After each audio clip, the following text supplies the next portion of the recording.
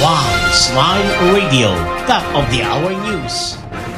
Malinis at libreng tubig abot kamay na sa Barangay San Antonio, Malilipot, Albay. Wow! Smile Radio, top of the hour news.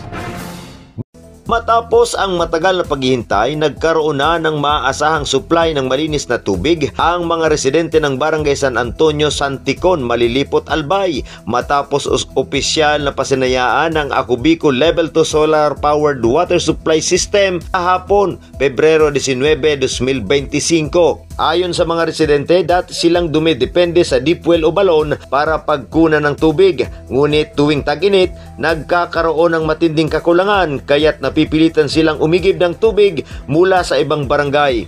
Ayon kay Ako Bicol Party List Representative Elizaldico, layunin ng programang ito na tiyakin na walang pamilyang magtitiis sa harap ng kakulangan ng tubig. Dagdag pa ni Congressman Saldi, alam ng Ako Bicol kung gaano kahirap ang buhay kung walang maayos na tubig. Kaya naman patuloy na itinutulak ng Ako Bicol ang pagpapatayo ng ganitong klaseng patubig.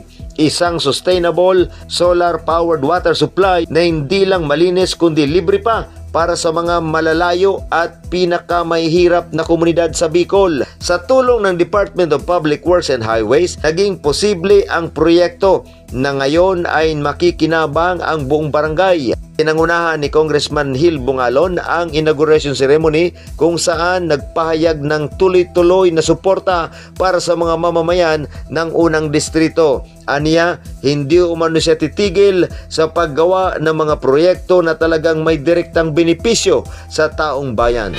Wow! Smile Radio, top of the hour news. Sumayin nyo ang mainit na balitang hatid sa atin ng Ako Bicol Party List. Mula dito sa Bulwagang Pambalitaan ng DWAX-FM Pilar Sorsogon, ako po ang inyong naging tagapagbalita, Alvin Lozano. Magandang araw po sa ating lahat. Broadcasting live from Barangay Marifosque, Pilar Sorsogon. This is 92.9 FM. Wow! Smile Radio.